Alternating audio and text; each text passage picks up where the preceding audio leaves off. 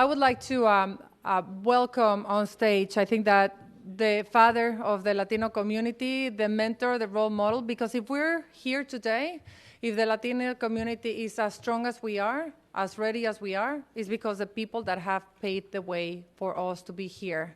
And before welcoming who I consider really my role model and my mentor, I just wanted to say one thing about this panel. And I don't know, Michelle, if we're doing the voting right. So I think that it's clear, right? The what is that the time is now for Latinos, and that you need to prioritize Latinos in your business strategies as it goes, and that this is a win-win-win for everybody, and that Hispanic progress is American progress. The why? Well, because there's no way that your company can sell or hire without Latinos. There's no way that politicians can win an election without Latinos. So it is the why and it is the now. The question really that we're all talking about is the how. And how do we do it? And we presented to you with a lot of data. I think that we heard that data can be applied to change and be transformed into business models. We want to commit to making sure that we understand what other data points are needed and what more do we need to actually make that data happen. So how do we transform that data into tools, into ready-to-go toolkits, into business practices, best practices, and business case? So we want to hear from you. You are the United Nations. This is a place where your opinion matters. So we'd like to open up for a vote.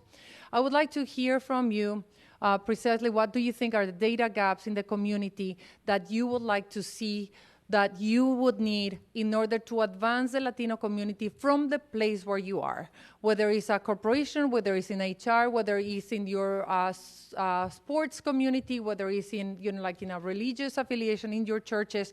What are the data points, not only the research pieces, but also maybe ways in which it's curated? Maybe it's ready-to-go toolkits on how do I talk to my marketing department? How do I build a business case for my opportunity? So in order to do this, I invite everybody to take your phones, and I think it is by texting 2022 HLS. You text that. Will take a couple of seconds in order to get your say. We take this quite seriously in the 2023 plans of the World Human Foundation. We're going to take this voting into consideration to see where do we focus our efforts, where do we go and look for research, how do we curate research, how do we analyze this research, how do we build those toolkits, not only the Hispanic Heritage Month toolkit that you ideally have seen and ideally used, and that is useful to you, but how do we transform more of those toolkits? How do we do toolkits for children, for ERGs, BRGs, employee resource groups? How do we take this forward? So let's see what we have. More data and representation on Latinos in boards. Well, there's data that is already existing. Toolkits, more toolkits, development. Latinos wealth. Okay, so I want to have, like, choose the one word that you want us, like, there's a lot of words here, so since this is a word cloud, I want to see more precise, like, data. I understand, but what kind of data, or data on what? The way that Maria was talking about intersectionality or youth, so that you can guide our efforts to understanding what would we need a little bit more. Procurement, more data on procurement. Okay, that's interesting. We didn't hear that today. Data on boards, representation. Okay, choose the one word, vote again, and we're going to close it now. We're going to close it so that we can see, again, this is going to inform the work that we're doing as an organization in trying to gather, curate, and make ready-to-go data so that it becomes intelligence, with those intelligence decisions, and with those decisions, actions, so that we can make this happen.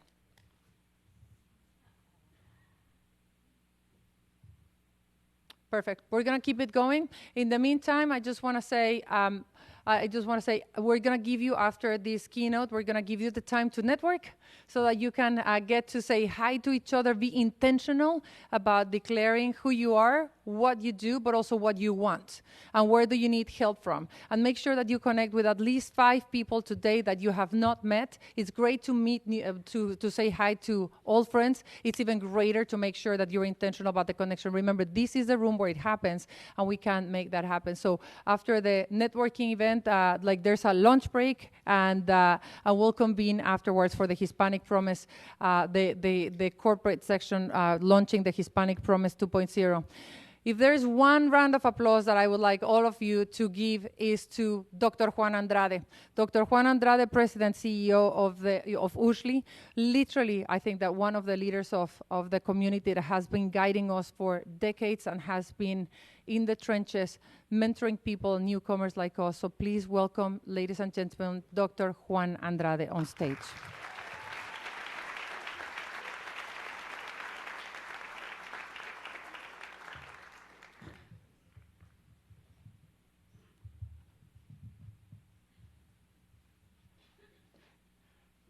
It's not off and you have to lower the mic. But thank you all very much. I want to thank Claudia for that kind introduction. I promised her that I would be brief, so I will, no matter how long it takes. I'd like to speak to y'all about two things: the last 40 years and the next 40 years in 10 minutes. The 1980s was labeled the decade for Hispanics because we were exploding on the scene of American life and society. I realize that an entire generation represented here today might have missed out on much of what was occurring 40 years ago, especially when Damien asked how many, I think it was Damien asking how many are under 30 or under 35. Quite a few hands went up. So 40 years ago, y'all may not have seen very much of this. But in short, that was an era that was characterized by thought leaders as the Hispanicization of America. Why?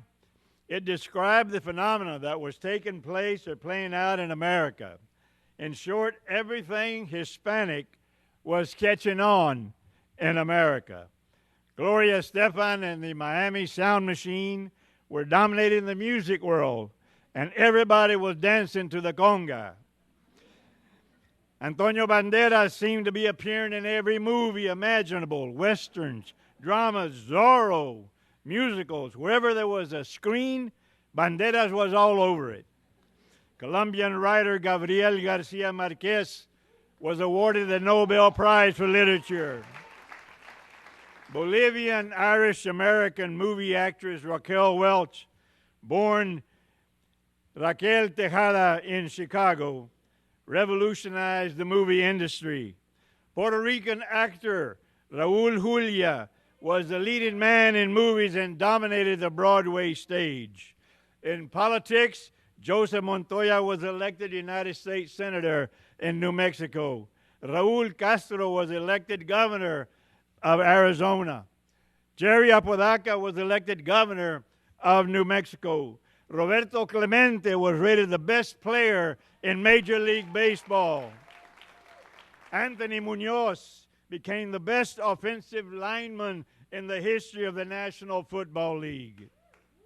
Dolores Huerta and Cesar Chavez were organizing farm workers and spearheaded a drive to win a place at the table for 13 million Latino trade unionists in the House of Labor. Latino food was flying off the shelves in grocery stores. Salsa was outselling ketchup. Nachos were outselling hot dogs at baseball games. Tortillas were outselling pan. If you are what you eat, everyone was becoming more Latino. Latinos were dominating many aspects of American society. Latinos had captured the imagination of the American people. The word Hispanicization came up in categorizing trends, analyzing structural changes, and measuring the impact that Hispanics were making nationally and internationally. Without a doubt, the Hispanicization of America was underway. Now, 40 years later, we're talking about a different level of Hispanicization. The Hispanicization of America has shifted gears. Today, the percent of Latinos graduating high school is the highest ever. You have seen a lot of those numbers today. The percent of Hispanics in college is exploding. There was under 2% had college degrees 40 years ago. Today, it's closer to 19% with college degrees. 40 years ago, we had only one Latino U.S. senator. Today, we have 6, and many more will come in the next 40 years. Today, we have 5 million Latino-owned businesses, and millions more will come in the next 40 years. Latinas were creating new businesses at a rate 6 times faster than the general population today, regardless of race or ethnicity, male or female. Let's hear it for Latinas in America.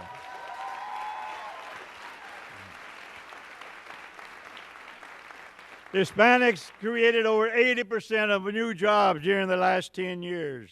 Latino purchasing power now exceeds $2 trillion a year. The Latino GDP, as you saw earlier, the gross domestic product, is growing faster than the GDP of the United States and is the 3rd fastest growing GDP in the world, behind China and India.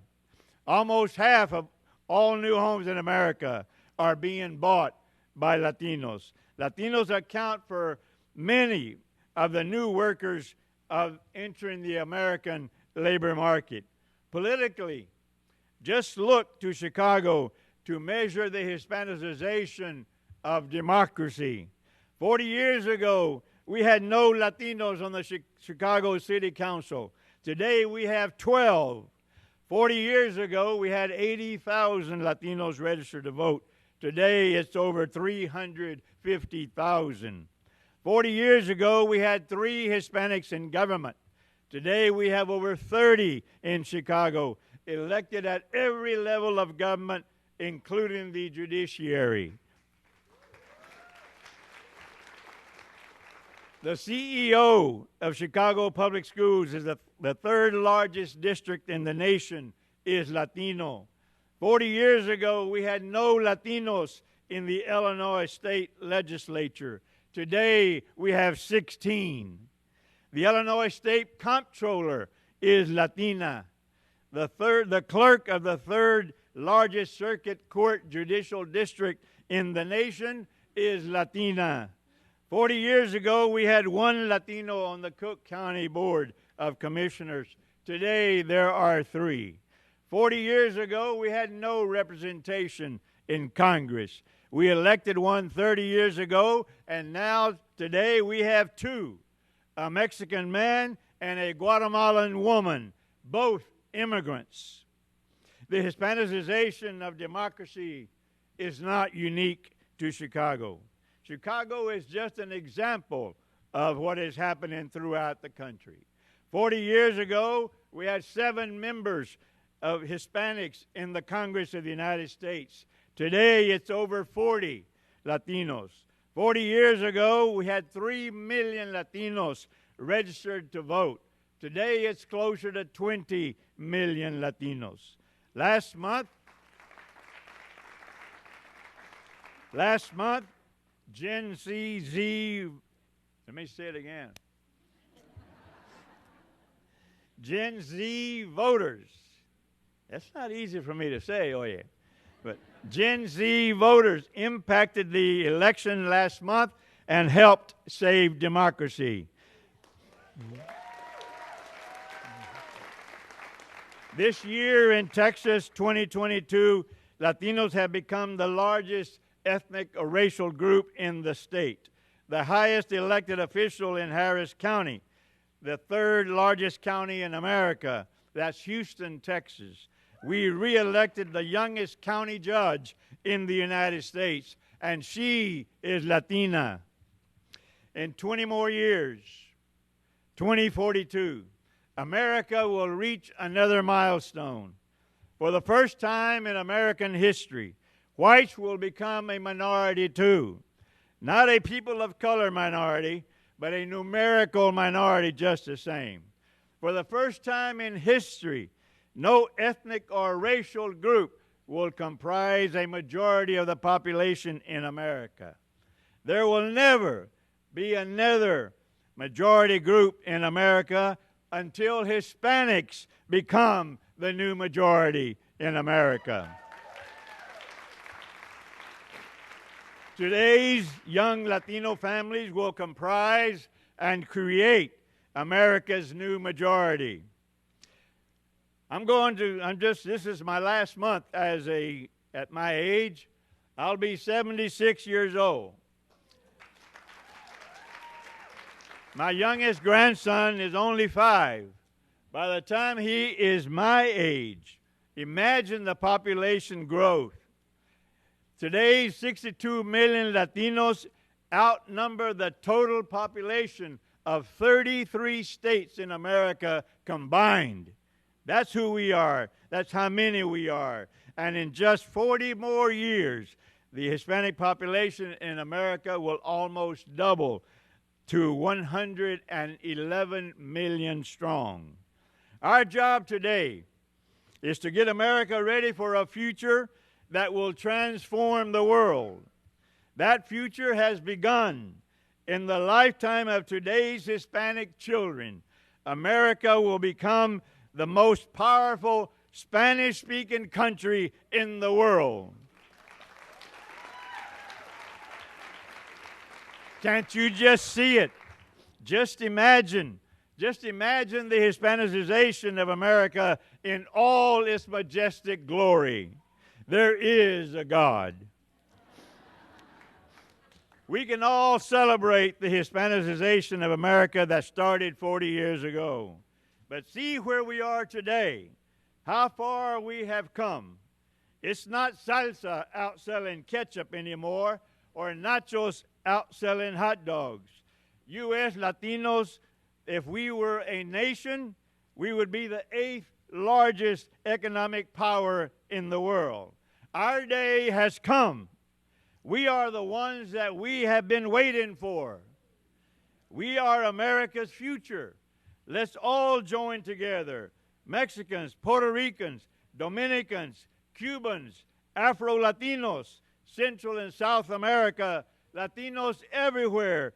Let's join together and Hispanicize the world. We are one people. Somos un pueblo, una gente, una raza unida. Let's get loud, real loud.